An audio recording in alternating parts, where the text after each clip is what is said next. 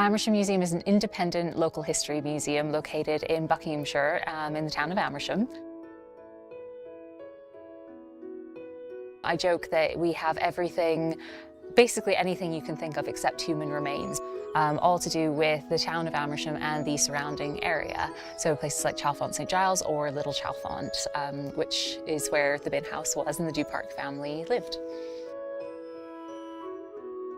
One of our trustees came to us one day and said that his neighbours, Anthony and David Duparc, had recently moved out of their home and they had lived there for a very long time, and did we want to come see if there was anything we wanted to take for the museum collection.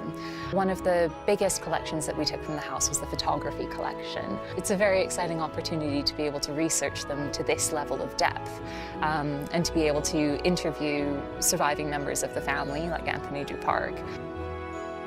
So that's my father, that's my mother, that's David.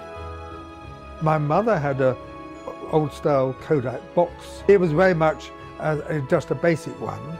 And Mr. Haddon, who ran the chemists in Old Amersham, he used to develop the film for us.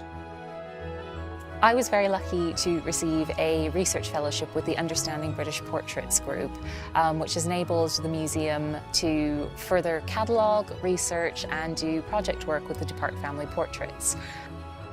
We have quite an active young curators group at the museum, so for ages 14 to 18.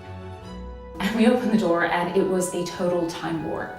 The newest thing in the entire house was a microwave from the 70s.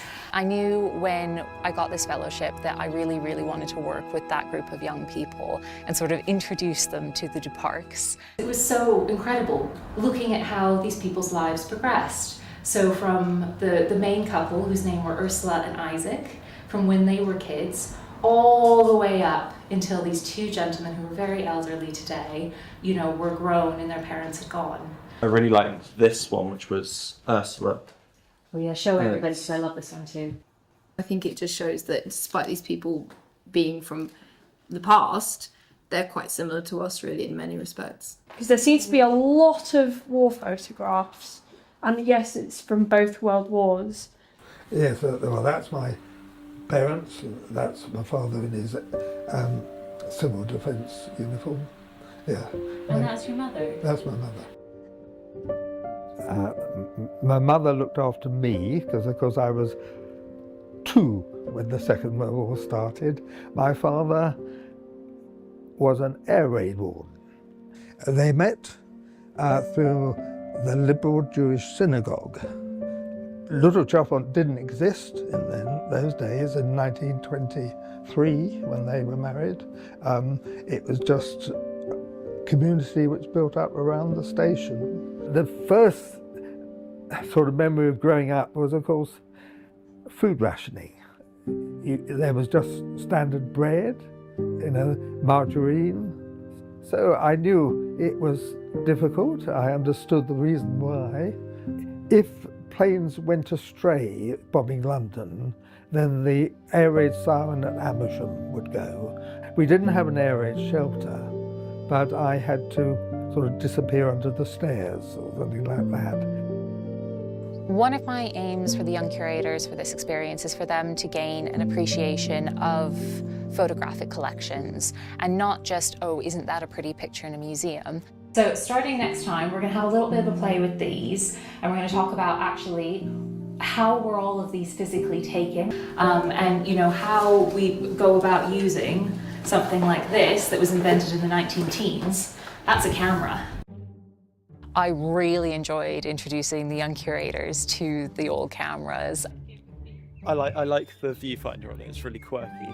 No, it's quite satisfying when you hear the click, mechanical click of the actual camera, but you don't get the instant gratification of seeing the actual image, so you're sort of in the dark. You couldn't just take it out and click it or anything. You'd use up the film really quickly, and so you would kind of save it for the moments that did feel special and you did kind of want to keep. You've got to be much more considerate about what you're kind of taking photos of. They're so straightforward compared to a modern camera or a digital camera or a phone. They're beautiful pictures, even if they don't really work out how you thought they were going to. There's that phrase that a picture's worth 1,000 words.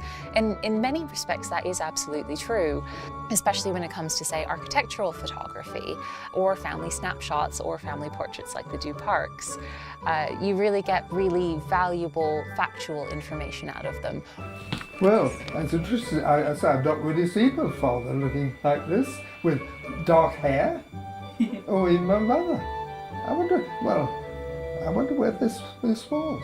I would say I've never seen it before. Well, this is an eye-opener.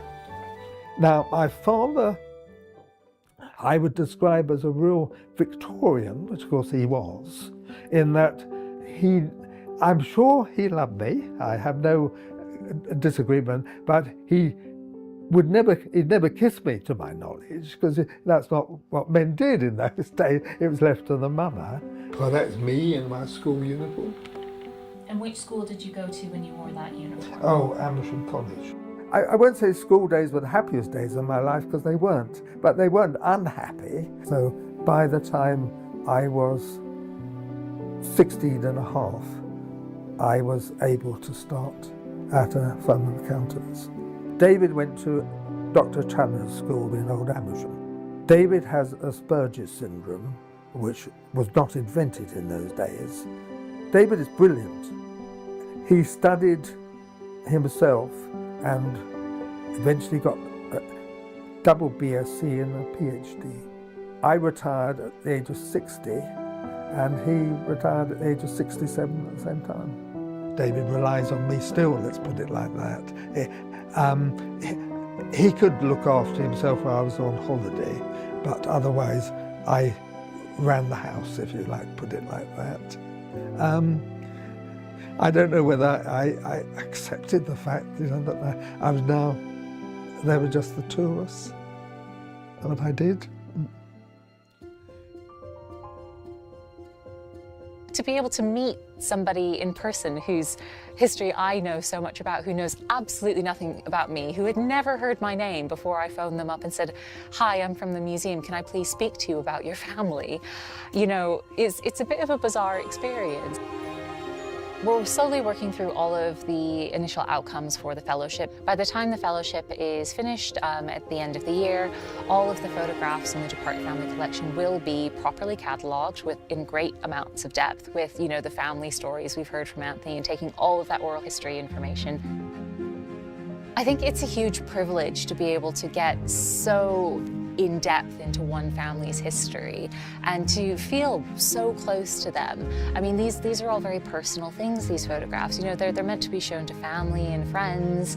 They were never taken to be shown in a museum. They're not great artistic works taken by a famous photographer. They're very personal records.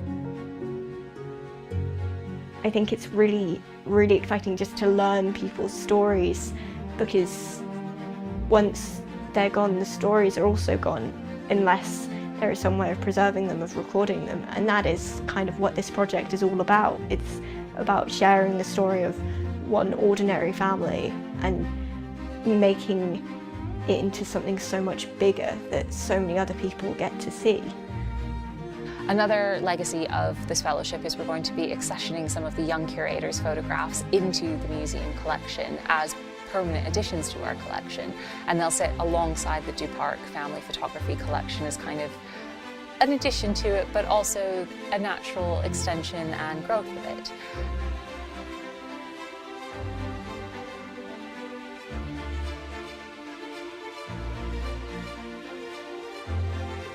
It will be very interesting to kind of see other people's reaction to these photos going out.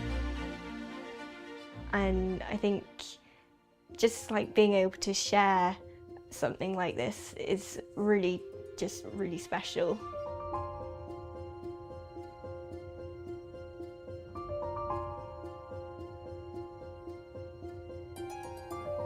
We're here for the community, but we also record the community in a way and keep their history intact, and then kind of have this really lovely feedback loop of having modern people look at historic objects and then contribute modern objects, which will then be looked at as historic objects. And that's kind of our purpose here in Amersham.